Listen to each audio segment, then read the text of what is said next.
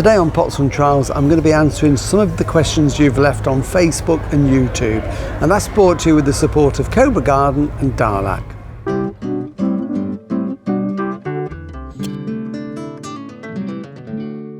Hello and welcome to Pots and Trowels. Well, here we are at the Malvern Autumn Show, which is the last flower show of the season, and Jill and I have been here for the last 3 days where we're working on the potting shed stage. We've been answering questions, giving talks and demonstrations, and Jill's been doing some of her cooking using fresh seasonal produce. So we've had a busy day here, but what we thought we'd do now is just sit down and answer some of the questions you've posted on Facebook and on YouTube. So let's get cracking.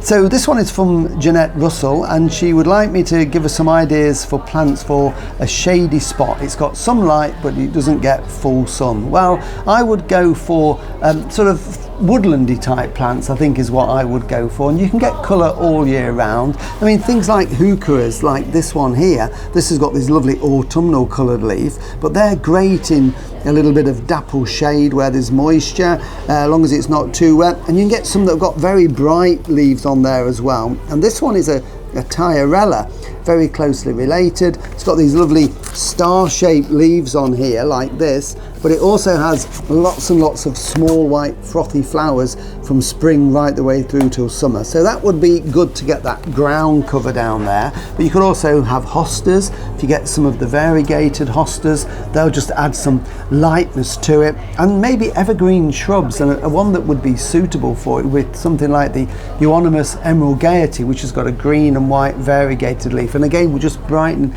a dark area. And don't forget, underplant it with bulbs, they'll look great, and things like hostas, so you can get colour pretty much through all the season with it. Sue Burley has been in touch about her tomatoes. She had blossom end rot this year, and she wants to know if there's anything she can do to stop it happening next year. Well, we've had a lot of questions on blossom end rot and we've answered it before, Sue.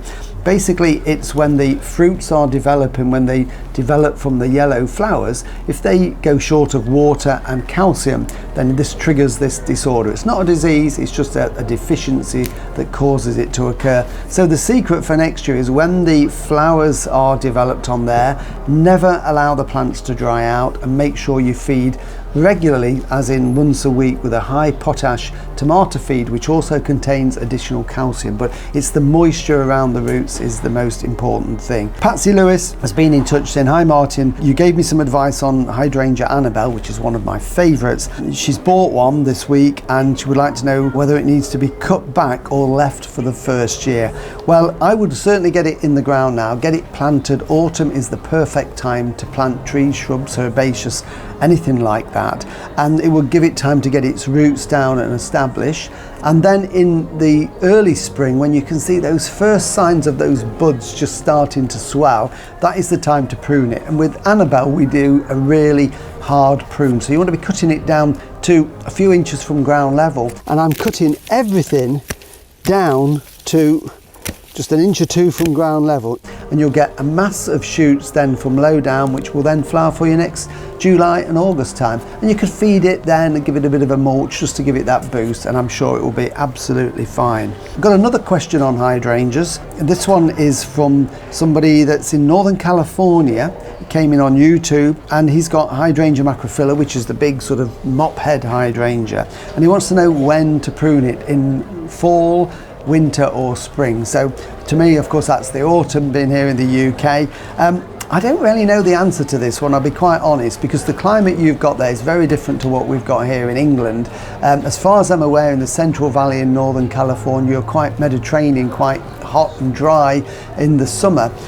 So I think you could probably get away with pruning it in the autumn or the fall. The reason we wait until spring in England is because if we get a bad, cold, frosty winter, it can damage the flowering buds. But of course, I don't think that will be a problem for you. So I suspect you can do it in the fall or the winter and it won't cause any harm. But double check beforehand. I don't want to be responsible for no flowers.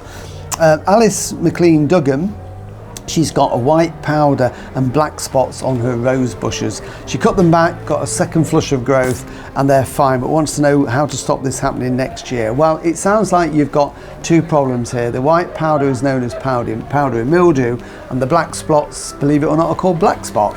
Both are common rose diseases. So They are a problem all year round. Black spot is probably the most damaging because it can cause the leaves to fall off.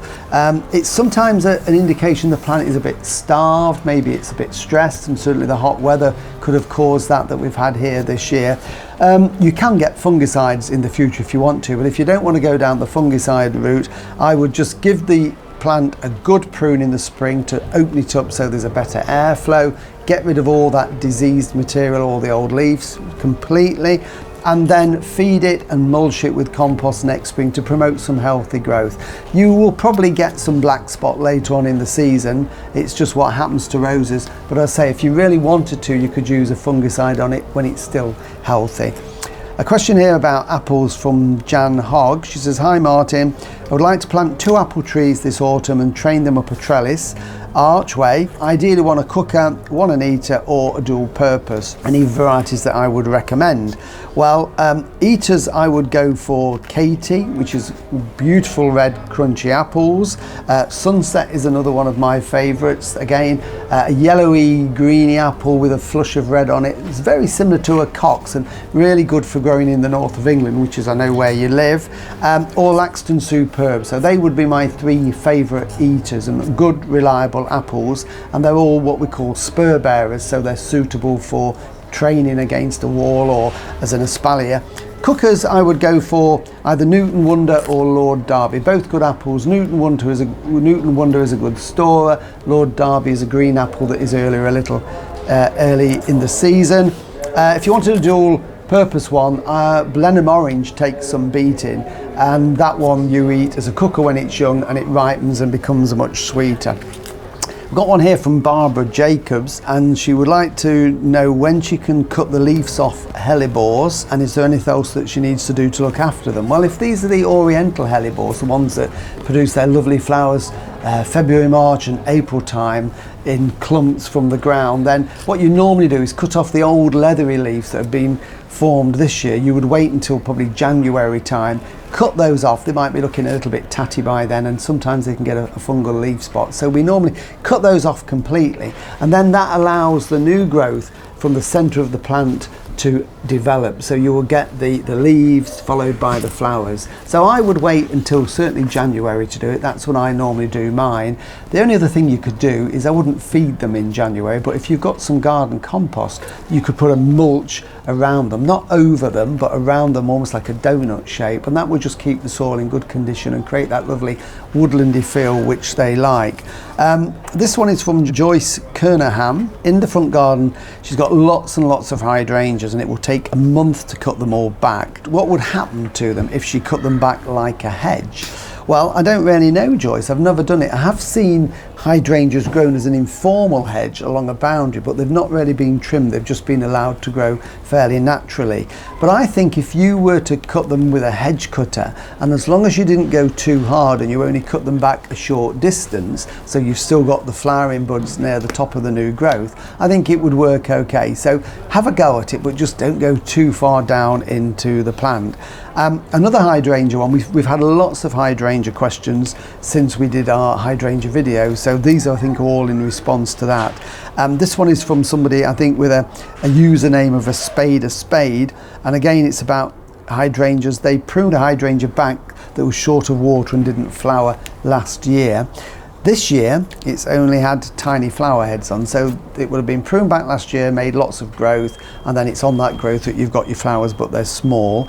And you've asked if you should give it a feed and water to see how it goes and can it be moved. Well, I would certainly feed it more and water it more. I think that's the reason maybe the flowers are a little bit small, because it's still struggling a little bit. So a bit more food and the mulch to keep the moisture there would certainly not do it any harm.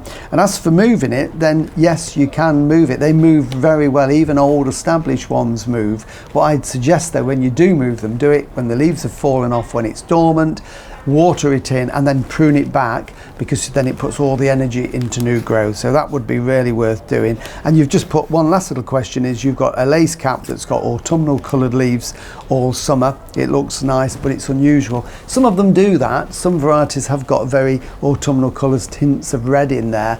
It can sometimes also be a sign that they're slightly stressed and they're in need of a bit more food and water. So it might be worth feeding that when you do your other one.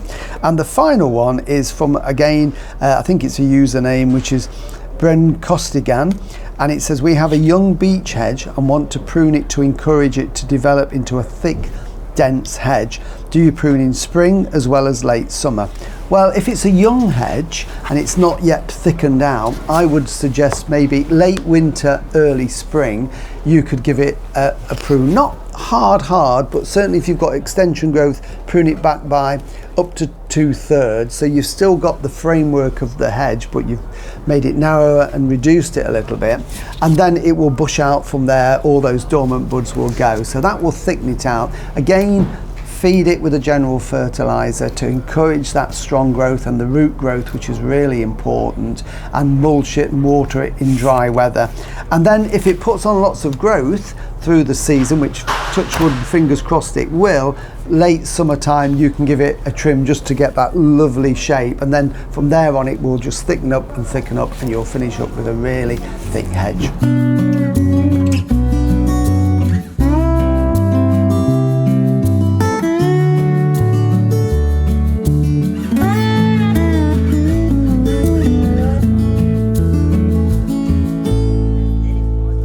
Well, thank you for watching Pots and Trowels, and hopefully that's answered some of your questions, and we will do some more questions in a couple of months' time. As you can see, everybody's gone, the audience is cleared and the show's over. So all Jill and I have got to do now is clear away the stage and we can get home. And next time we'll be back in our garden doing a little bit of autumn work on the lawn, just to repair it after the hot, dry summer. So we'll see you then. Bye.